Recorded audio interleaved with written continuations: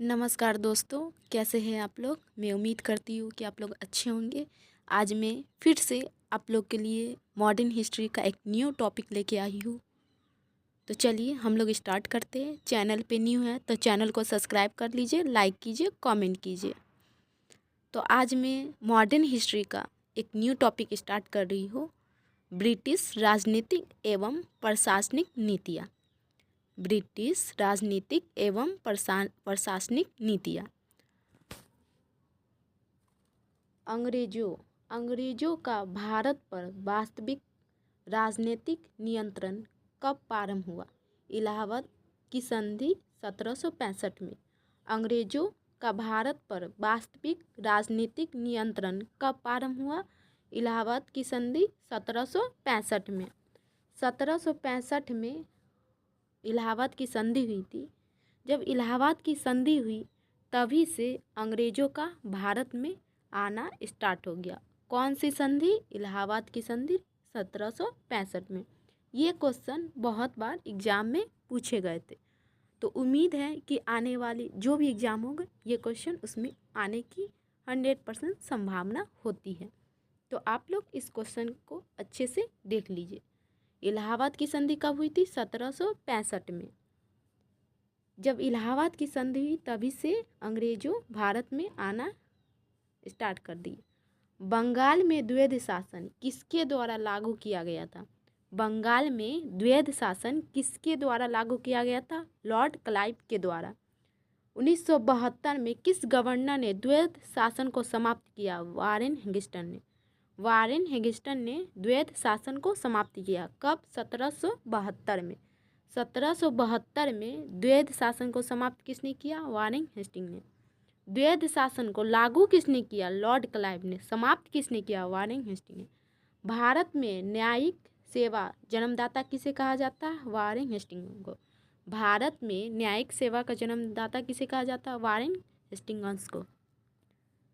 Warren Hastings के कार्यकाल में रेगुलेटिंग एक्ट 1773 के अंतर्गत वर्ष 1774 में कलकत्ता में सुप्रीम कोर्ट की स्थापना की गई थी। कलकत्ता में सुप्रीम कोर्ट की स्थापना रेगुलेटिंग एक्ट 1773 के द्वारा की गई थी। इसके प्रथम मुख्य न्यायाधीश सर एलिजा इम्पे थी। कलकत्ता में जो सुप्रीम कोर्ट की स्थापना की गई थी 1774 में, किस एक्ट के द्वारा? रेगुलेटिंग एक्ट के द्वारा। कब हुई थी? 1773 में। इसी एक्ट के द्वारा कलकत्ता में सुप्रीम कोर्ट की स्थापना की गई थी, जिसके प्रथम अध्यक्ष न्यायाध्यक्ष सर एलिजा इम्पे थी। भारत में पुलिस सेवा एवं सिविल सेवा का जन्मदाता लॉर्ड कॉर्नवालिस को कहा जाता। भारत में पुलिस सेवा सिविल सेवा का जन्मदाता किसे कहा जाता है? लॉर्ड कॉर्नवालिस को। वर्ष 1863 में प्रथम भारतीय ICS अधिकारी बनने का गौरव किसे प्राप्त हुआ? सत्येंद्र नाथ टैगोर। सत्येंद्र नाथ टैगोर को वर्ष 1863 में प्रथम भारतीय ICS अधिकारी बनने का गौरव प्राप्त हुआ। किसे? सत्येंद्र नाथ टैगोर को।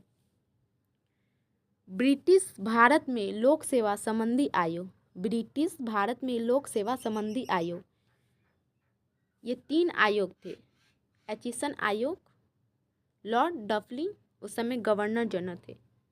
ली आयोग 1923 में हुआ था। लॉर्ड लीडिंग इसके गवर्नर जनरल। ली आयोग के गवर्नर जनरल लॉर्ड लीडिंग कब हुआ था? 1923 में। भारत सरकार अधिनियम 1935 के अंतर्गत संघीय लोक सेवा आयोग के गठन का प्रावधान किस आयोग के सुझाव पर किया गया था? ली आयोग के सुझाव पे। भारत सरकार अधिनियम 1935 के अंतर्गत संघीय लोक सेवा आयोग के गठन का प्रावधान किस आयोग के सुझाव पे किया गया था? ली आयोग के सुझाव पे। भूमि सुधार के उद्देश्य से भारत में स्थायी बंदोबस्त प्रणाली किसके द्वारा लागू की गई थी? लॉर्ड कॉर्नवालिस के द्वारा। भूमि सुधार के उद्देश्य से भारत में स्थायी बंदोबस्त किसके द्वारा लागू की गई थी? लॉर्ड कॉर्नवालिस के द्वारा। भारत में साम्राज्य विस्तार के उद्देश्य से सहायक संधि प्रणाली की शुरुआत किसके द्वारा की गई थी? लॉर्ड बेलिजेरी के द्वारा। भारत में साम्राज्य विस्तार के उद्देश्य से सहायक संधि प्रणाली की शुरुआत किसके द्वारा की गई थी? लॉर्ड बेलिजेरी के द्वारा। सहायक संधि स्वीकार करने वाला प्रथम राज्य हैदराबाद। सहायक संधि स्वीकार करने वाला प्रथम राज्य कौन था? हैदराबाद। सहायक संधि स्वीकार करने वाला प्रथम राज्य हैदराबाद।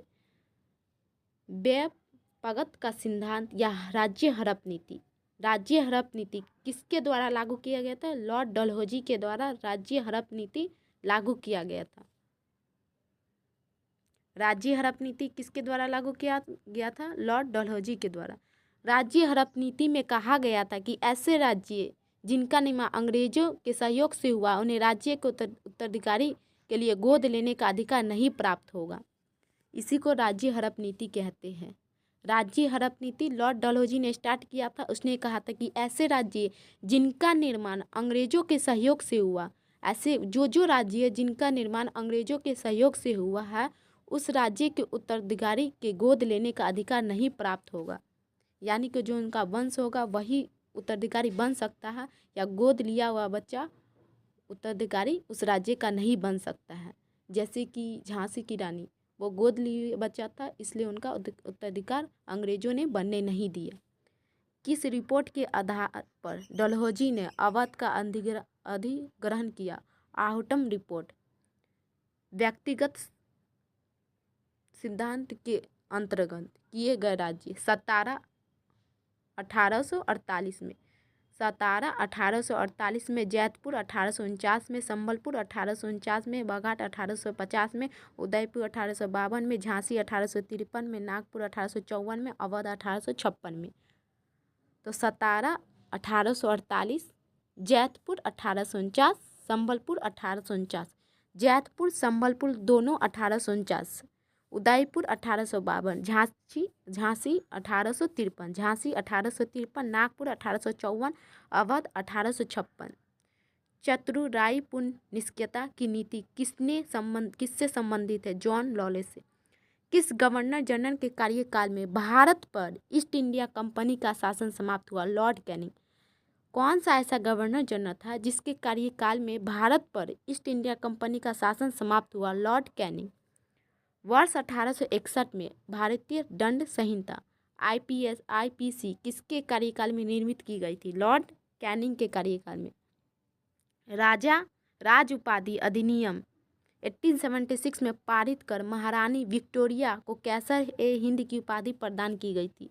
महारानी विक्टोरिया को कौन सी उपाधि प्रदान की गई थी? कैसर-ए-हिंद की उपाधि महारानी विक्टोरिया को प्रदान की गई थी।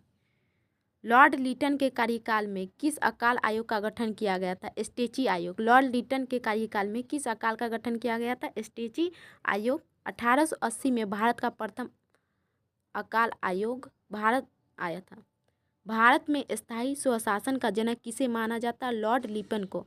भारत में स्थायी स्वशासन का जनक किसे कहा जाता है? लॉर्ड लिटन को।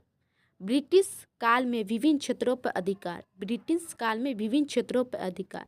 सबसे पहले नेपाल में 1816 में लॉर्ड हिंगिस्टन ने अधिकार किया था। नेपाल में 1816 में लॉर्ड हिंगिस्टन ने अधिकार किया था। सिंध पे लॉर्ड एलन वेरो ने, भूटान पे लॉर्ड लॉरेंस ने, वर्मा पे लॉर्ड डफलिन ने 1885 में। तो ये इस टॉपिक का वीडियो जो भी इम्पोर्टेंट पॉइंट था मैंने आपको बता दिया। वन लाइनर ये बहुत ही इम्पोर्टेंट है, ये NCERT पॉइंट है। तो आप लोग अगर एक बार आप लोग को नहीं समझ में आता है तो आप दोबारा देख सकते हैं, लेकिन अच्छे से इस वीडियो को आप देखिए, अपनी तैयारी को अच्छे ढंग से कीजिए। जी धन्यवाद। लेकिन चैनल को आप लोग ज़रूर सब्सक्राइब कीजिए और अपने दोस्तों में शेयर कीजिए ताकि वो भी अपनी तैयारी को एक प्रॉपर गाइडेंस के साथ कर सके।